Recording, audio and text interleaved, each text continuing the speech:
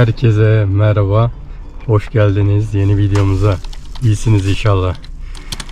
Biz iyiyiz. Sabahın erken saatlerinde çıktık dışarı. Hava 1 derece. Burada alışık değiliz vallahi, yerler buz tutmuş. Yabanı veterinere getirdim. Birazdan veterinerimize gireceğiz. Yabanı oraya bırakacağım. Hem kısırlaştırması yapılacak hem de çipi takılacak. Yarın da miniyi getireceğim. Onu yapacaklar. Yabanı bırakıp eve döneceğim. Ustalarımız geliyor. Sobamız geliyor. Şener abi geliyor. Sobayı getirecek. Baca örülmesine galiba yarın başlayacaklarmış. Bugün bacayı takacaklar. Sobayı takacaklar. Heyecanlı bir gün. Ama koşturmacalı bir gün. Her şey üst üste denk geliyor. Kargoları da bugün teslim etmemiz lazım. Valla hepsini nasıl bir arada yapacağız bilmiyorum. Hayatımız çok yoğun bir tempoda akıyor gerçekten. Değil mi yaban? He? Yaban. Yabanla böyle çok seyahatimiz olmadı ama Şira ile çok seyahatimiz oldu. Valla şehir şehir dolaştı Şira bizimle. Veterinerimizi beklerken size bir hikayemizi anlatayım. İlk köye göçtük. Köyceğiz'deyiz. Böyle dağda oturuyoruz. İşte o zeytinlikte 15 dönüm. Ben yabanı da o zaman daha yeni sahiplenmiştim. Bu daha ufaktı tabii. Küçükken geldi bize. Böyle hafif büyümeye başladı. Meraklı. Sağa sola koşturuyor. Orada 15 dönümde geziyorlardı. Koşuyorlardı. Bir gün bir geldi balkonun yanıma. Ağzı böyle salya sümük, ağzında salyalar durmuyor, kafası şişmiş. Böyle hayvana bir şey olmuş yani. Görseniz şok olurdunuz. Kafa böyle 2-3 katına çıkmış. Ağzı böyle akıyor. Panik olduk tabii, hemen işte veterineri falan aradık. Veterinerde de hani yılan mılan sokmuş olabilir, şöyle olmuş olabilir, böyle olmuş olabilir derken fark ettik ki bu bahar aylarında çam ağaçlarında böyle bir koza oluyor, böyle ağamsı bir koza, çam kozası, tırtıl kozası, o çok zehirli. Hatta onlar böyle timsah gibi böyle zincir yapıp yürüyorlar. Bu manyak, sen git onu yemeye, ısırmaya çalış. O da tabii çok zehirli olduğu için bunun kafa davul gibi oldu. Hemen ilaç tedavisi, o bu. Ben yabanı o zaman şırıngayla, bir hafta 10 gün şırıngayla yedirip içirdim. O kadar kötü olduk ya, böyle inanamazsınız yani o haline. Bu garibimin dilinin ucu ve kenarları yok. Onun dokusu öldü. O dokular düştü. Maalesef veteriner de ona bir şey yapamadı. Bunun dilinin ucu ve kenarı yok. Böyle şey gibi, yılan gibi dili. Aç bakayım ağzını, görsünler. Aç ağzını, görüyor musun? Aç ağzını aç. Aç oğlum, ağzını aç. Tamam, bakmıyoruz sonra. Hadi bakmıyoruz, hadi. Aç ağzını bakayım. Yaman gel.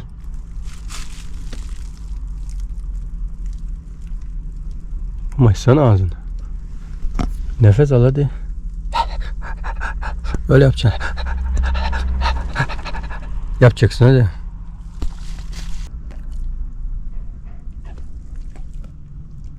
Gördük ki.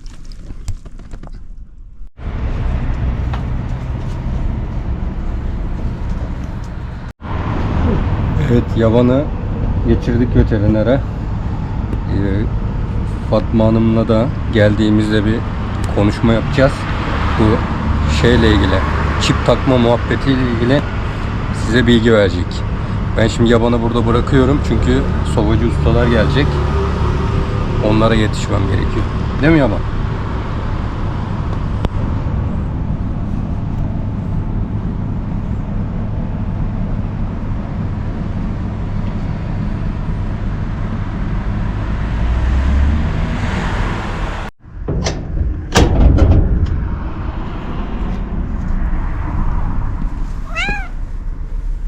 Hoş bulduk.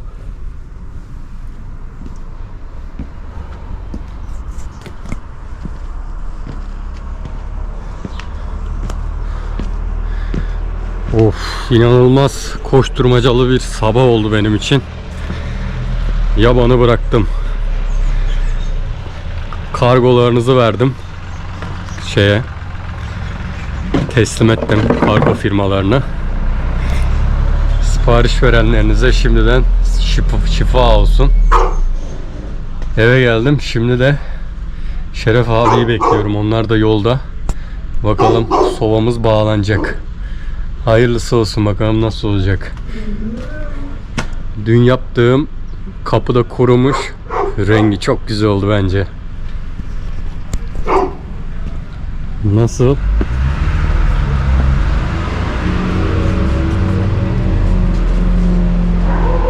Vallahi bu güzel oldu ha.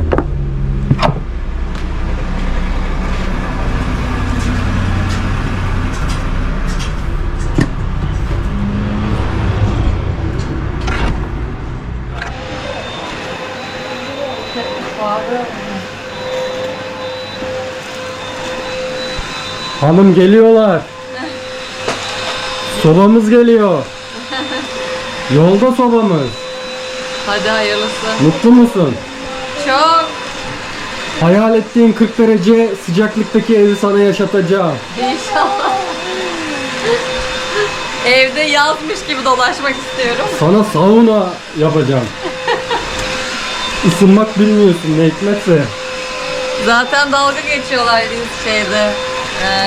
Sosyal medyada kadınlar çok üşüyormuş, erkekler üşümüyormuş falan.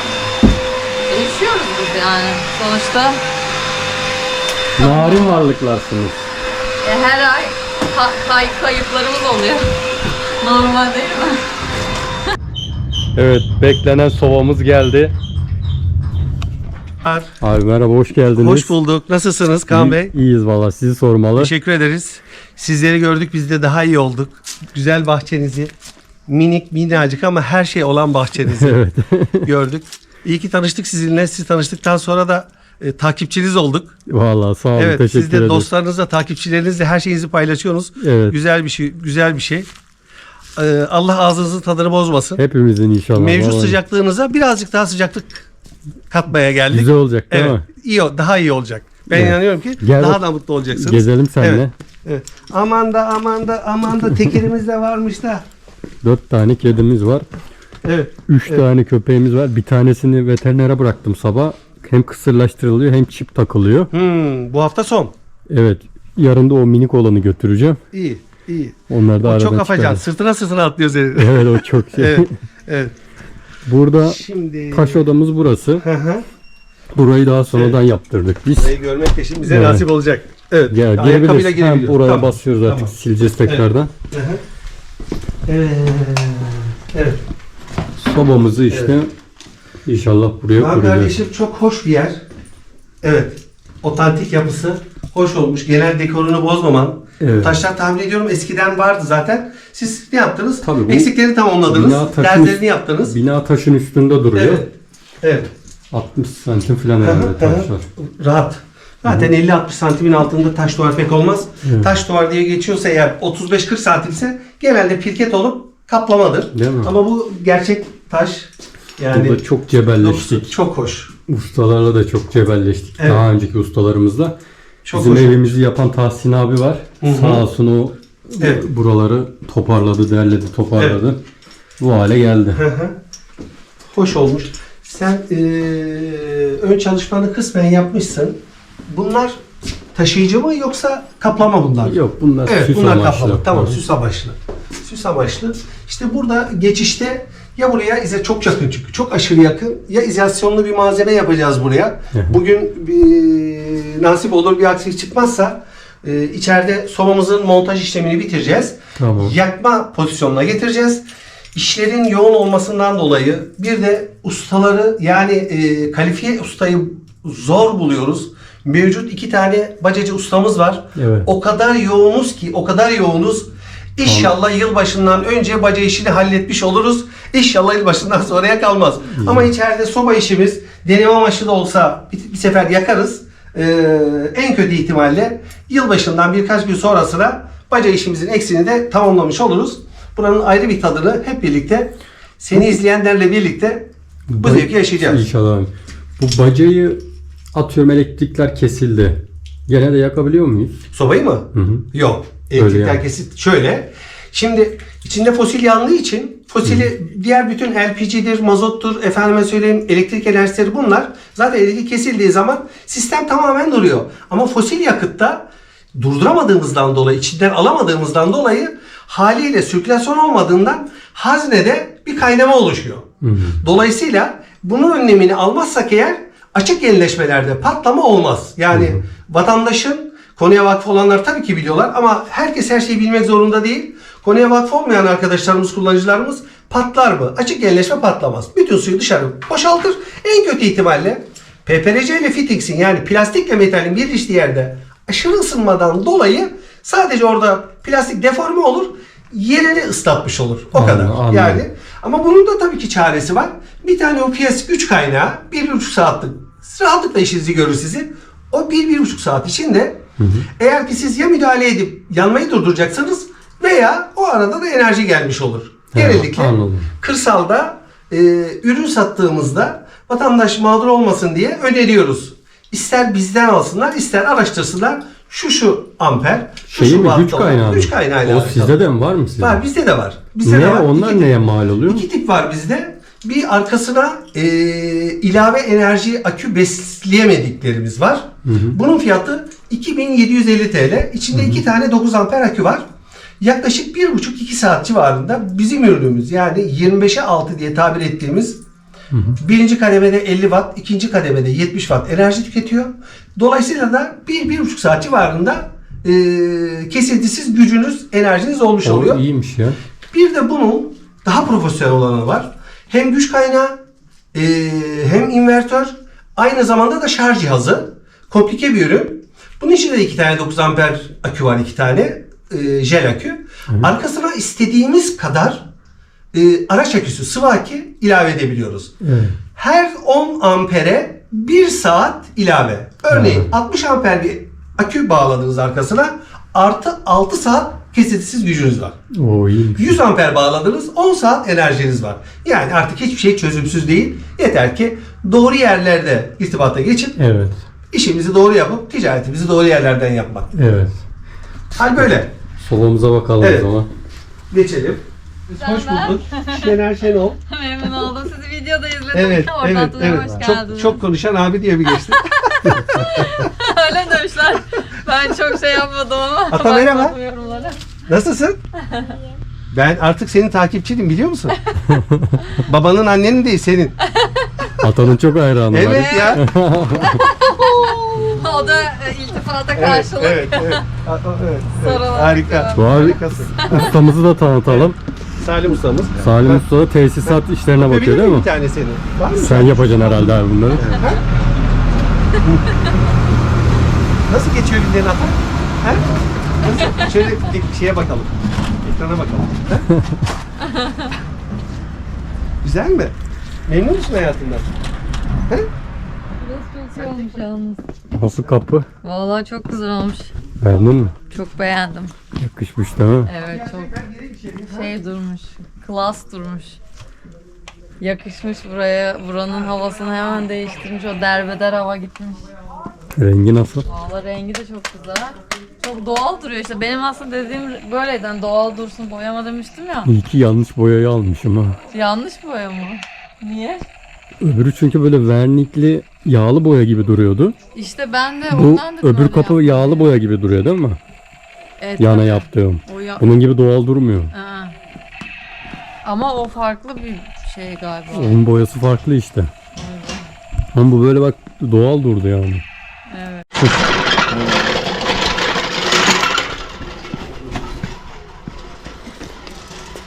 Evet, sobamız burada bakın. Birazdan taşa değinecek. Bu malzemeler bize mi inecek abi? Evet abi. Aşağı yukarı 7 metre civarında bacamız var. Değil mi? Tabii.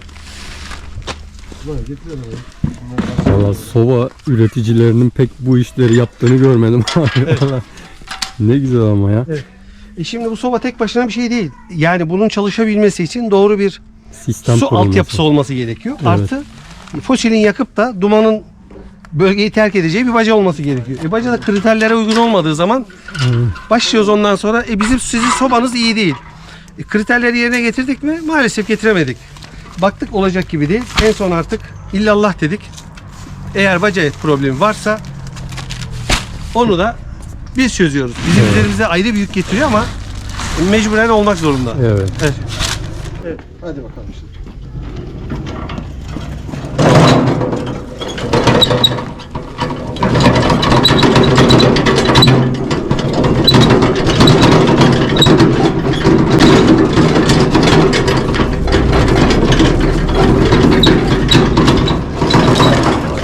Evet.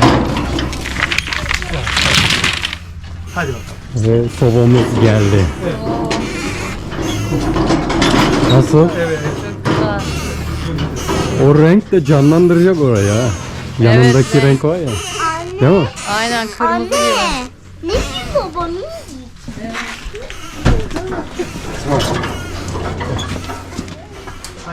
Nereye gidiyoruz? Şuraya bak. Buraya koyacağız. Bak zaten bacamız burada var. Şöyle devam et, şuraya geri gelirsin. Evet. Yavaş. Fren yap.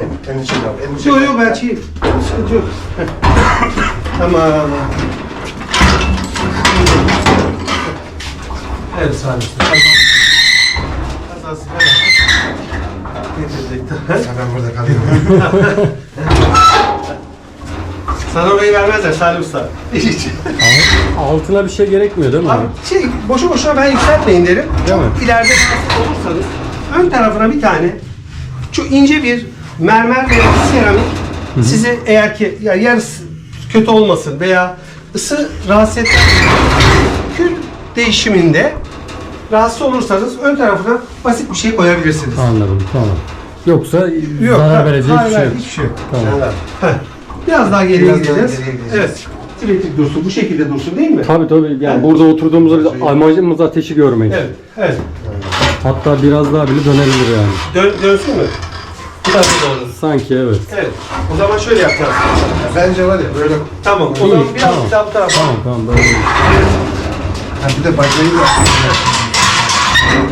Baca şimdi tamam.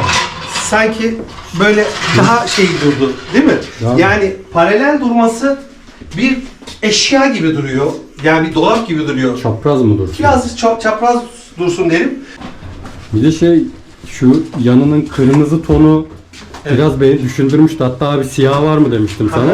Yok Ama ya. bu çok güzel oldu. ha. Siyah olsaydı Simsiyah oldu boğuyor. beğenmezdim ben. Boğuyor. Evet. İyi ki öyle bir şey yapmadın yani. Simsiyah sobayı getireydin buraya. Evet, şimdi tesisat bağlanıyor değil mi? Hı hı. Baca takılmış. Evet. Baca şimdi yamuk oldu. Evet. Ha bacayı Bu şekilde Tam düzelteceğiz. Bacayı İnşallah düzelteceğiz. çalışabilirim. Her şeyin. Evet böyle olsa çok güzel olacak. Lastikler burada öbürleri koyduk mu yoksa lastikler takılı değil mi şu an? Anlayabildiğim kadar zor. Lastikler. 4 tane çıkıyor ya. Ha tamam. Bir tane lazım. Birinde var, birinde yok. Tamam. Evet. Solumuz aşağı yukarı böyle duracak ama tabii bacamız birazcık boruyu biraz kısaltacağız. Tamam. Asimetrik durdu biraz. Boyunuz yukarıda kaldı. Onu daha aşağı alacağız. Borular herhalde şuradan dönerek arkaya Aynen gidecek. öyle. Aynen öyle. Evet. Tamam. Buradan yere paralel gidecek şöyle köşeye kadar. Şimdi şu genleşmenin yerine bakalım. Tamam. Bir de petekler Evet. alt üstü bana bakalım. Hı hı. Evet. Saat oldu. Tamam.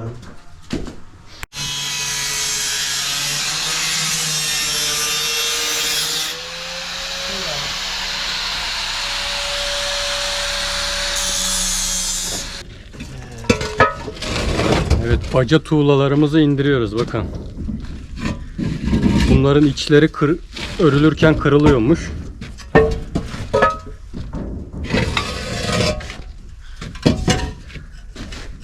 Çekim rahat olsun diye biraz geniş olanından seçtik.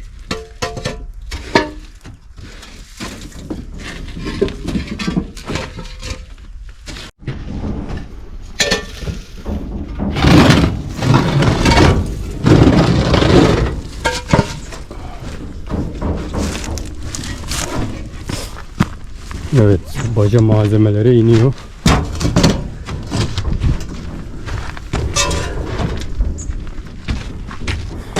Bugün bir deneme şansımız olacak mı abi?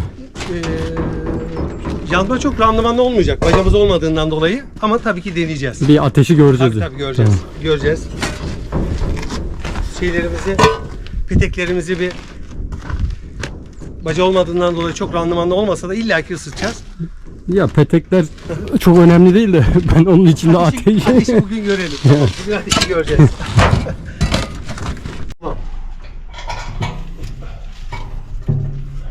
Yamuk oluyor yalnız.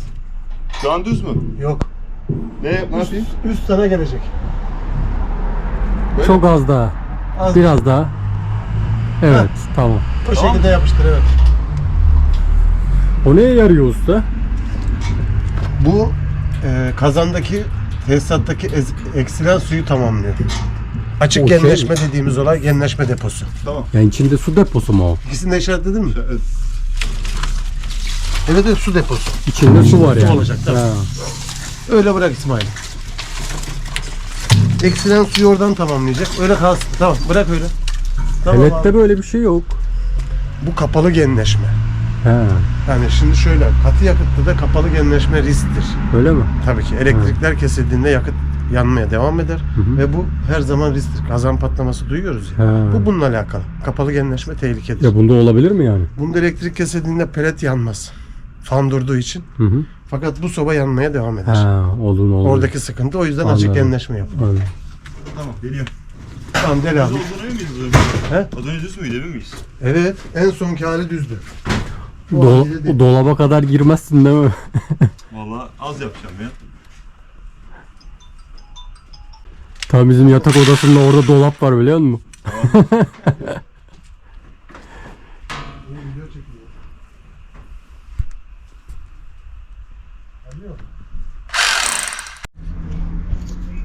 Neye göre çok? Kovanısıyla karıştırmayın.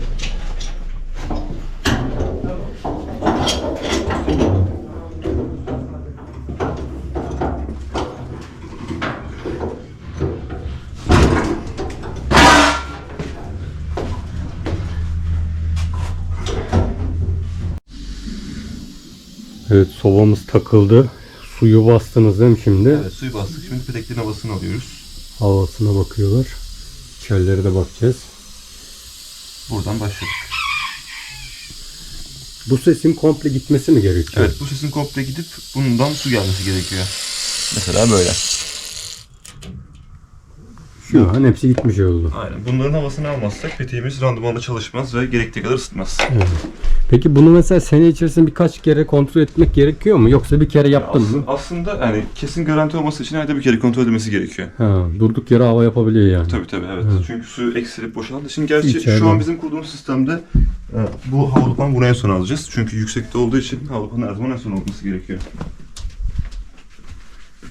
Evet, bakın bu Biraz da daha birazcık çekeceğim ben. bu da bir bilgi. Evet. Havluban yukarıda olduğu için en son yapılıyor. Çünkü onun sebebi de şöyle, yukarıda olduğu için oradan hava alsak bile bunların havasını aldığımızda havalıpan tekrar hava yapar. Ya. Hava olmayınca böyle atıyor suyu. Yok değil mi bunda? Evet, bunda hava yok. Şimdi havalupana geçiyoruz. Balkondaki demek ki ilk Evet, gelen. İlk gelen o olduğu için büyük ihtimal o yüzden.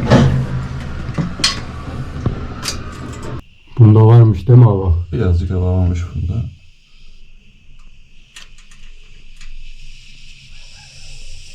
Evet, gelmeye başlıyoruz hava. Bu şimdi yüksekte olduğu için mi hava buna geliyor? Aynen. Yüksekte olduğu için en fazla hava bunda olması gerekiyor. Evet, sobamız bağlandı. Tamam, bırak abi, tamam. Tamam ya, tamam. Ama buraya sıfır değil işte. Fazla yukarıdan kestik. Olsun. Birikmesin diye, tamam. Su içeride birikirse, don olursa orada donar, kapalı devreye dönüşür kazan. Anladın mı? Şimdi bacamızı yapmadığımız için, bacamız daha sonra yapılacak, birkaç gün sonra. Sobamızı deneme amaçlı bugün Küçük bir baca takacağız. evet bir baca takacağız. Bir ateşini bir görelim. Burada çift duvar mı var? Burada çift duvar var sanki. Çift duvar dediğiniz. Burada Çift tuğla var. çift bir içeride var bir de dışarıda var değil mi? Tuğla değil mi? Çift duvar yapılmış burası. Burası Taş duvar bu. He? Taş duvar içi. İçi tarafı taş duvar, evet. Ama tuğla, bacı tuğlası koydular oraya. He, onun için biraz geniş yapmışlar. Evet.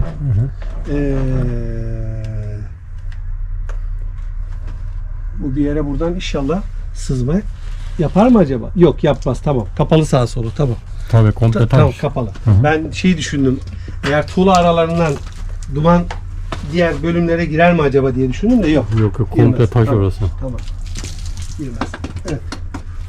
Şimdi birazdan Şimdi o tahliye suyu çatıya mı akmış olacak? çatı yakacak. ha. Böyle O her sizin zaman değil üzerinize zaten. yakacak. Gider de galiba aşağı gidiyor. Tamam. İşte ben nasıl suyun aktığını göreceğim. Ses duyarsınız. Duyarsınız Ha herhalde. duyarım değil mi? Şıkır şıkır. Evet, Yani tabii. o- Duyarsın. Efendim? Geliyorum. Neredeydi bizim? Evet. Hmm. Şöyle yaptık. Ters. İşte eski borularımızdan şimdi idareten bir deneme amaçlı. Şimdilik şunu böyle yapalım.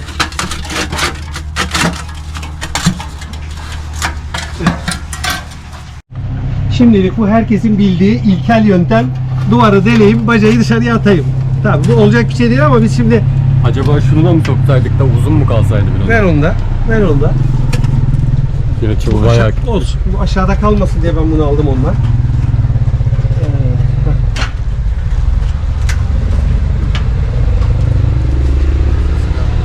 Evet. Şimdilik bugünlük birazcık Tabii sen böyle yakalıp gör. şimdi bunu görüp de ya benim baca yaptırmama gerek yok diyenler olursa bunu kesinlikle tasnif etmiyorsun değil mi? Ben şu an yapmış olduğum zaten o kadar büyük bir hata ki.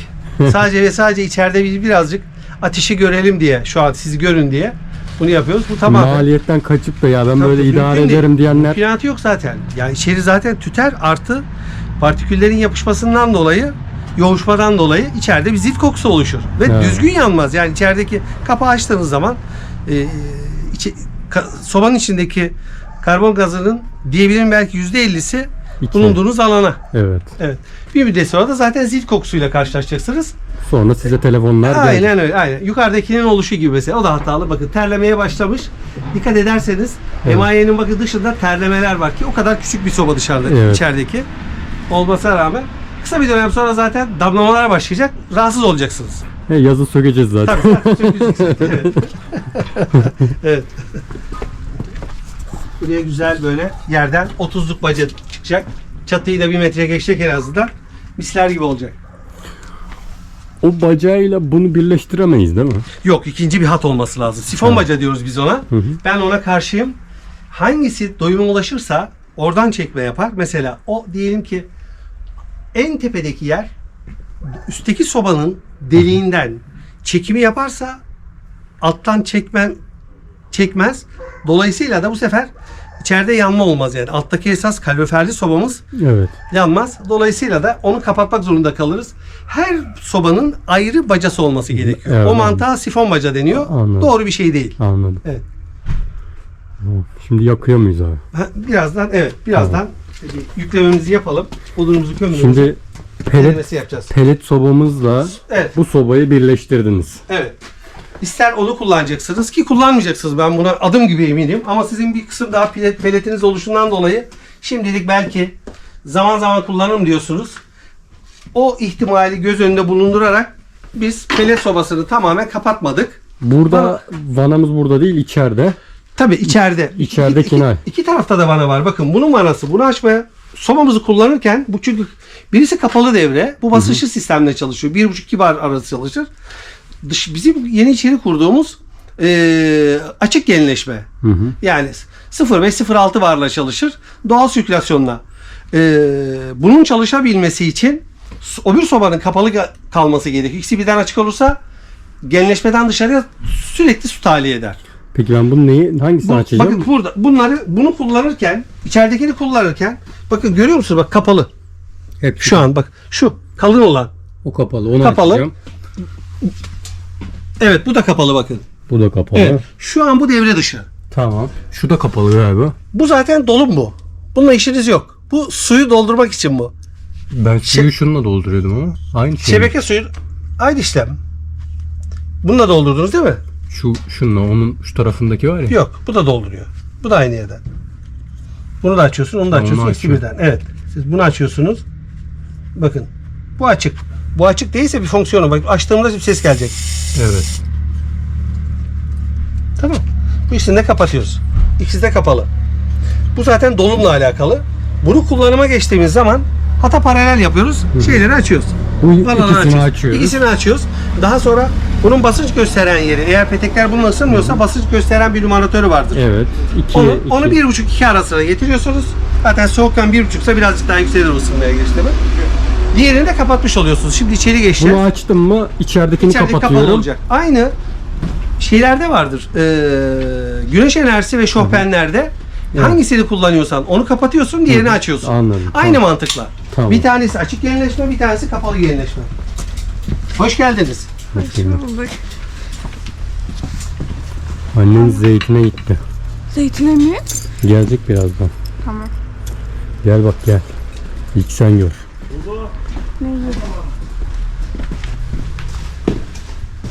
Bakın şimdi Bak kahveyi şimdi bak tam denk geldin Evet. sobanın yanmasına gel. bakın buradaki nerede? Bunu birazdan kullanacağız diye ne yaptık? Vanalarımız açık. Evet. Eğer ki bunu biz bugün yakmayalım. Ya bizim şeyimiz var. Evet. Peletimiz var. Şu pelet bitene kadar öbürünü yakalım derseniz şuradaki vananın ikisini de kapalı konuma getiriyoruz. Bu cihaz devre dışı kalmış oluyor kullanmayacaksak. Öbür taraftaki biraz evvel kapattıklarımızı açıyoruz. Sistemi 1,5-2 bara getiriyoruz. Öbürü kapalı yenileşme çünkü. Ondan sonra start veriyoruz. Biz bunu kullanacağımız için şimdi diğeriyle işimiz yok. Bu açık yenileşme. Açık yenileşmeye giden hatlarımız. Yenileşme tankı 2 katlı oluşundan dolayı ikinci kattaki peteklerimizin daha üst noktasında. Diğer peteklerimiz de ısınsın diye. Anam yanmış ya. Ne yap? Ne? Oo abi yanıyor Evet. bile. Oo, evet. Salim Usta neyle sürpriz. tutuşturduğu Salim Usta mu? sürpriz yapmış. Atmıştır bir şey. Evet. Evet. Bacamız yok bizim ama yine de işte görüyorsunuz yarım yamalak şimdi yakmaya çalışıyoruz. Olmayan bacasıyla. Oo, Evet. İyi mi? Beğendin mi? Evet. Bunu normal tutuştururken normal soba tutuşturur Aynı gibi. mantık. Aynı mantık. Eğer ki kömür kullanıyorsanız en alta kömürü, onun üstüne büyük odunları, küçük odunları da en üstte tutuşturmak kolay olsun diye Evet. alttan tutuşturmakla alakalı uğraşmayın. Üstten tutuşturun. Aslında Odun yakıyorsak. odun yakıyorsanız yine kolay tutuşturacaklarınızı en aza bırakın. Tutuşması kolay olsun diye. Evet, biz kozalakla falan tutuşturuyoruz. Mantıklı. Çıra parçası, kozalak. Gazete ve kağıt soba tutuşturmakta aslında son çaresizlik olması gerekiyor. Tıkıyor değil mi? Çok doğru değil. Evet. Evet. O partiküller bacağınız çok iyi değilse yürümüyor. Evet. Vallahi süper oldu. Evet. Vallahi. Bak o kadar bacada bile şu an gayet bile Evet. çekiyor. Tabii şimdi Şu an taptaze tabii baca Evet. boruları. tabii.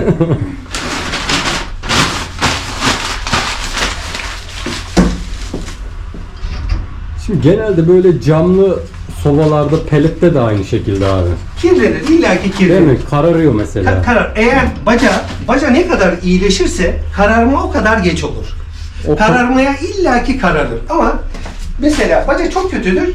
Bir yakmada simsiyah olur. Ha. Ve yağlanmaya sebep olur. Hı hı. Zor çıkar. Bacanız iyiyse partikül olur. Partikül kurudur. Evet. Sildiğinizde çıkar. Neyle silelim mesela Cam öyle bir cam? silebileceğiniz, camlarınızı neyle siliyorsanız, çizmeyen ne varsa bütün kimyasalla silebilirsiniz. Silebiliriz. Evet. Evet. Fırındaki cam 700 santigrat dereceye dayanan cam. Hı hı. Temperli cam diye tabir ettiğimiz. Şöminedeki cam seramik camdır. 1200 santigrat derece ısıya dayanır. Oo. Yani o camı kırabilmek için sadece ve sadece vurmak gerekiyor. Hı. Eğer benim camım kırıldı, kendi kendine kırıldı, biz sadece gülüyoruz. Karşı Evet. taraftaki yani vatandaşı mağdur etmemek anlamında veya onunla ne bileyim gönlünü almak babında sadece gülüyoruz. Ama biz biliyoruz ki darbeyle kırılmış. Tabii bilerek değil bu. Birkaç gün önce yine bir kullanıcımız kendisi telefon açtı. Odun dışarıda kalmış, fark etmedi diyor. Kapattım diyor, cam patladı. İfadesi de bu şekilde zaten. He. Doğru olanı söylüyor. Tabii kapatınca odun Evet, onu. tabii odun parçalamış onu. O cam peki kolay bulunabilen bir şey mi? Cam Yapılabilir her mi? yerde yok. Seramik cam diye ağırınca pahalı bir cam. Mesela şu cam sadece biz toptan alışımızda aşağı yukarı 400 lira civarlarında. Bizim alışımız. Küçücük cam ya. Evet. Kargoda mesela en son bir 100 tane getirdik. İşte 400 liradan üst üste Evet. sayın. Yani 40 bin lira küçücük böyle bir paket. Evet. Çok güzel oldu ya vallahi. Bu içeride bakın bir terleme var, görüyor musunuz? Bu Nerede? yoğuşmadan terleme şurada, var bakın. evet. Yan duvarlarda görüyor musunuz? Bakın sızma. Bu ilk yakmalarda su soğuk, içeride yüksek derecede ısı var. Terlemeden ya yoğuşmadan dolayı terleme o. Anladım. Yanma biraz ilerlediği zaman oradaki terlemeler de kesilecek. Eğer ki bacanız bu baca kalır ve bunu da kullanırsanız o terleme hiç bitmez. Bitmez evet. Şimdi şuralar nedir abi? Bu zaman zaman 10 günde bir, 15 günde bir sobanız yanmadığı zaman sabah temizlik yapıyorsunuz. Temizlik çok basit zaten, şimdi onu da anlatırız. Her taraf kapalı. Bunu açıyorsunuz. Bunun üstünde şimdi açarsak şey çıkar. Duman mı çıkar? Duman çıkar. Baca çok iyi olduğu zaman buradan kolay kolay duman çıkmaz. Ama şimdi tabii çıkar. Zaman zaman burada partikül birikir. Bunları herhangi bir makineye çekmeyin. Elinizde bir kağıt parçası olabilir. Efendime söyleyeyim bir tahta parçası olur. Bunu temizleyerek aşağıdaki şu yanmanın gerçekleştiği pota veya cehennem diye tabir ettiğimiz yere dökün. Yani silince o yandan oraya mı Tabii dökülüyor? tabii oraya zaten yan duvarlar, çünkü bunun iki yan ve arkası boşluk. Buraya dökülüyor. Oralar tabii bu en alta dökülür. Temizlik yaparken de hareket şu. İçine eğer ki yükleme yapacağız. Ya 8-10 saattir yanıyor, partiküller birikmiştir dediğimizde şunu sallıyoruz. Partiküller dökülsün, ilave yapıyoruz. Sabah temizliğimizde de şunu az yukarı kaldırarak kendimize doğru çekiyoruz. Kendimize doğru çektiğimizde içerideki yere paralel olan ızgaramız dik konuma geliyor ve içerideki bütün partikülü, O kadar yani. evet, temizliği bu kadar. Onun haricinde kenarları temizliği vesaire yok. Zaman zaman da cam temizliği yapılır. Evet. Ateşi izlemeniz için. Şu an fırın otomatik ısınıyor zaten. Fırın, evet, ısınıyor bak şimdi. Sıfırdaydı. Kaça gelmiş şu an? Ufak ufak artıyor. Kaç derecede şu an Kaan Bey? 120. Evet. Yani bu artıyor. çok, evet, bu çok rahatlıkla şeyi görür. Yani 200, 220, 250'lere kadar çok rahatlıkla görürsünüz. Peki mesela ben bunu açsam oradan sıcaklık gelir mi? Transfer tabii ki. Nispeten biraz daha ısı, oradaki birikmiş olan ısı dışarıya transfer olmuş oluyor. Evet. Biz abi seni Evet. çok yorduk bugün. Şimdi onları da şu sonra- nedir bu? Termostatımız. Bu termostatın görevi pompaya yol vermek. Eğer ki bizim suyumuz 40 santigrat, şu an 40'a getirdim ben onu. Evet. 40'a getirdim. 40 santigrat derecenin altındaysa bu sobamız çalışmayacak. Pompamız çalışmayacak. 40 santigrat dereceyi geçtikten sonra termostat açacak ve pompamız çalışmaya başlayacak. Soğurken de bitti içindeki yakıt, pompamız hala çalışıyor. 40 santigrat derecenin altına düştüğünde pompa tekrar devre dışı kalacak. Yani bunun fazla ısınayım, az ısınayımla alakası yok buradaki bu termostatın. Anladım. Bakın termostat açtı, tık dedi. Şu an 40 dereceyi gördü. Gördü ve tık diye Şu açtı. an kalorifere veriyor. Şu an kalorifere veriyor. Evet, şu an kalorifere veriyor. Arkasında zincirli termostatımız var. Sık sık bahsettiğimiz mekanik zincirli termostat diye tabir ettiğimiz bu yarı otomatik bir cihazdır bu. Bundaki mantık da şu. Bunun içindeki mekanizma en altta, gösterebiliyoruz mu? En altta da bir kapak var, bakın zincirin Evet. tam altında. Bu kapağı kumanda ediyor. He. Biz şimdi dedik ki kaloriferimize kaç buradaki şu an? 70. 70. 80. 80. Dedik ki biz kaloriferimize bizim peteklerimizi 70-80'e getirdiği zaman durdur. Derece yani. 70-80 santigrat dereceye getirdiğimizde kazanımızın ve peteklerimizin ısıyı durdur. Durdur dediğimizde de yanmayı, oksijen girişini yavaşlattığı veya azalttığından dolayı da yanmayı frenlemiş oluyoruz. Anladım. Mesela çok basit bir, geçin isterseniz siz ateşin karşısına. Görebiliyor musunuz Ali Bey? Görüyoruz şimdi. Görüyoruz. Çok Bakın güzel şimdi, ha bak, vallahi. evet. Bakın ben şimdi, bakın arkayı kıstım. Yani Yanma şimdi yavaşlayacak. 50'ye falan mı getirdin abi? 50'lere geldi zaten. Bu da kazanımız da 50'lerde oluşundan dolayı. Bayağı yavaş. Evet, bayağı yavaşlayacak şimdi. Şunları iyice kapatalım. Hava almasın. Evet. Şu an peteklere yani az bir ısı gönderiyor değil Evet. mi? Hı hı. Devam ediyor yine yanma. Yanma azaldı değil mi? Evet, bayağı azaldı. Bakın şimdi anlık. Evet. Oo, şimdi 80'e falan mı getirdin? Coştu. Evet. Oksijen girişini fazlalaştırdık ve yanma hızlandı. Peki ideali nedir? Yani İdeal. Eğer ki bizim evi gördün. Sizin binanız 55-60 santigrat derecelerde çok rahatlıkla ben şimdi bunu biraz yükselteyim. Fazla çalışsın. Önemli değil. Tamam. 55-60 santigrat derecelerde en soğuk zamanlarda sürekli yanmalarda çok rahatlıkla yetecek. Ben çok soğuklarda 60'a getireyim. Normal 50-55'te dursun. Evet. Tamam. Şeyi kaçta kullanıyordunuz? Onun mu? Peleti. Onu da 48-50'de tutuyorum şu an yani. Tamam. Ama tabii daha soğuklarda Tabii hava arttırırım. soğudukça onun derecesini biraz yükselteceksin. Evet, evet. Yani önleyebilmek açısından. Aynen. Yine söylüyorum. Yani ister o olsun ister bu olsun. 55-60 santigrat derecede en soğuk günlerde çok rahatlıkla ısı alacaksınız. Bayağı Tabii. güzel ısıtıyor. Sağa sola kapandığı zaman sizin bu taş odanız rahatlıkla bizim kaloriferli Rodos 30 şömineli sobamızla aşağıdaki burası tahmin ediyorum 20-22 metre civarı galiba. Yok 19-20. Öyle mi? Evet. 20-22 dedim. Ben de Evet. belki taş duvarların kaldığı Evet. beni yanıltıyor. Ha tabii şu Tamam. boşlukla beraber. Evet, evet. 20 metrekare. Çok rahatlıkla soba buraya yeter. Evet. Şimdi bu sobada Evet. hani belki daha önce hiç karşılaşmayanlar için şeyi söyleyeyim. Bu soba önden ve üstten ısı veriyor. Evet. Yani Atmosfere. yanlara biz elimizi dayayabiliyoruz. Rahatlıkla. Burası Rahatlıkla. soğuk yani Evet. bakın. Etrafında çünkü cihazın iki yanı ve arkasında su var. Evet. Aşağı yukarı 1 metre 5 santimdir bu cihazımızın yüksekliği. 80 santiminde cider diye tabir ettiğimiz 50-51 kilogram su var bunun haznesinde. Geçişleriyle beraber. Evet. Yan taraflarını rahatlıkla deri koltuğunuzu dahi yaslayabilirsiniz. Evet. Ön tarafı normal bir sobadan ne kadar enerji transfer oluyorsa o kadar verir. Çünkü Evet. döküm ve cam var. Üstü ona keza. Üstünde bunun özellikle bu sobamızın üstünde. Bazı sobaların üstünde bizim kızartma dahi yapabilirsiniz. Ama bu sobamızın üstünde suyu kaynatabilirsiniz. Evet. Efendime söyleyeyim bir pilav demlenebilir. Evet. Buradan çıkacak olan ısı da yine böyle bir alanda 15-20 metrekarelik bir alana peteksiz rahatlıkla yeterli. Çok teşekkür ediyoruz abi. Vallahi elinize kolunuza Güle güle sağlık. kullanın. İnşallah bacağı örülünce de bir arada olacağız. Onu da göstereceğiz. Tabii. Onun için birkaç gün sizden izin isteyeceğim çünkü yoğunuz. Tamam.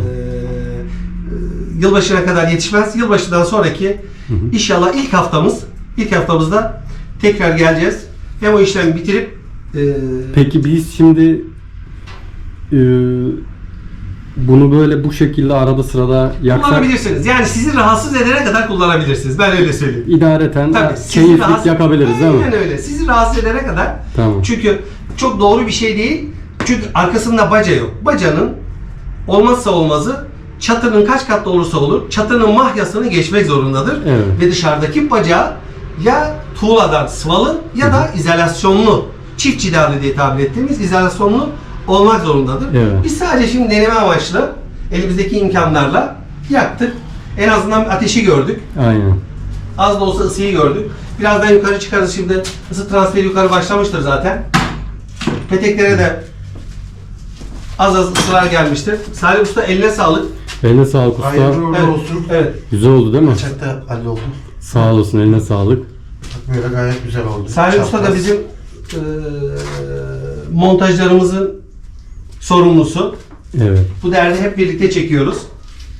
Yaktıktan sonra da sanki yeni bir doğum gerçekleşmiş gibi o heyecanı hep birlikte yaşıyoruz. Yeni bir yeğen geldi. Evet. Elinize kolunuza sağlık. Hayırlı Sağ olsun. olun. Çok teşekkür ederiz. Güle güle kullan Evet. inşallah.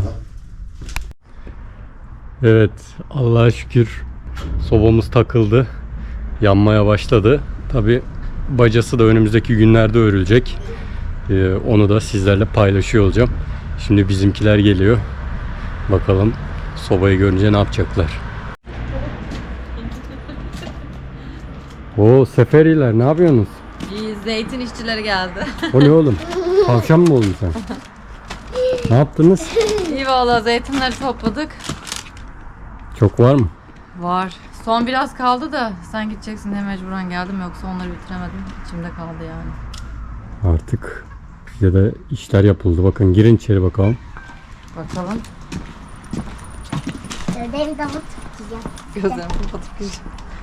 Zaten ayakkabıyla gir artık mahvoldu. Gir, oralar battı, temizlenecek. İnşallah halı mahvolmamıştır. Oo. Şey gibi duruyor, gemi şey gibi. Gemi dümeni. Evet. Şimdi demin çok güzel yanıyordu da ben biraz odun attım. Hı hı. Ha bu şimdi kalorifere mi bağlı direkt? Evet. Ya idareten bir baca taktık. Ha. Burası sıcak ama. Isıttı burayı. Yanıyor, yanıyor işte, içini görmüyor musun şu an? Yo. Oo bayağı yanıyor. İşte Şu an kaloriferi ısıtıyor. Üstündeki de bayağı sıcak ama çay may olmadığında mı olur bence? Bana da olur gibi geldi. Bayağı sıcak. Şu an sıcak değil, sen birazdan gör. Yani öyle hani burası sıcak olmayacak dedin ya, veriyor Yok bayağı yok, sıcak. yanları sıcak olmayacak. Üstten ve önden Ha, veriyor. anladım. Bak yanların elle. Evet, buz gibi bu. Çünkü onun içinde su dolaşıyor, onu Bu anlattık. bitti mi şimdi, bu kadar mı? Her şey oldu mu? Bu bağlandı şimdi. Önümüzdeki günlerde baca örülecek. Ha. Şimdi dışarıdan idareten bir baca taktı, hani böyle. Ha, bunun içinden olmayacak bir şey. Bu artık tamam işte, Tamam, bak şu burası an bitti. kalorifer ısınıyor şu an. Tamam. Bu da şey gibi, çelik kasa gibi olmuş. Para kasası gibi. Şunlar şey gibi, şeylere benziyor. Kilitler gibi. Güzel oldu mu? Evet, güzel oldu. Hayırlı uğurlu olsun. Hayırlı uğurlu olsun inşallah. Allah sağlıkla ısınmak nasip etsin. Huzurla, sağlıkla, mutlulukla inşallah. Evet. Hepimize bayağı bir masraf olmuştur tabii sana da. Çok pahalı, değil mi? Şimdi pahalı da kar zarar hesabı yaparsak pelete tonun 8.000 lira. 2 ton alsam 16.000 lira.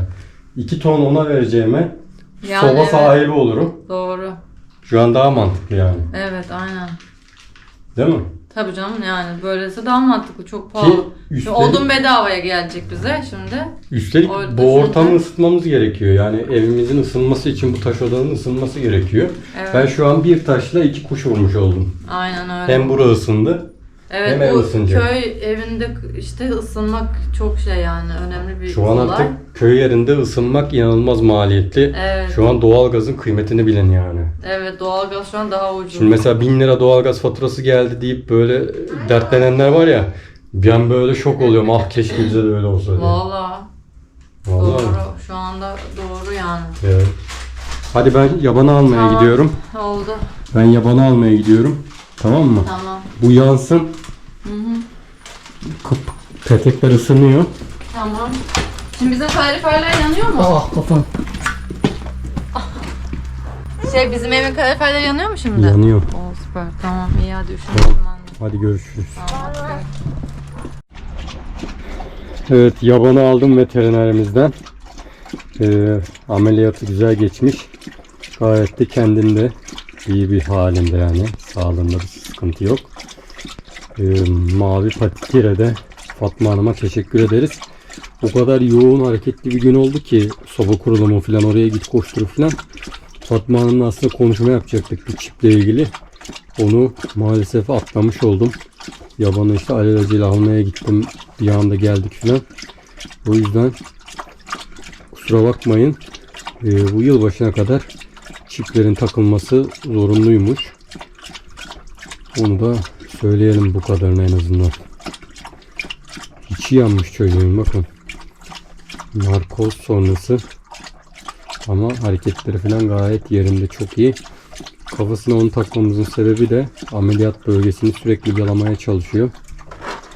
Bu sebeple.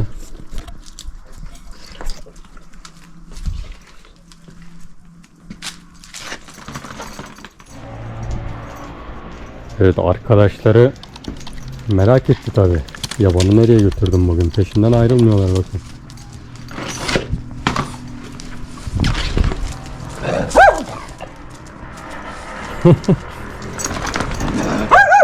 Ne oldu? Kokuyu alamadı. Bak başka kokuyu alamadı ha. Bak bak. Yabancılıyor. Oğlum senin arkadaşın da ne?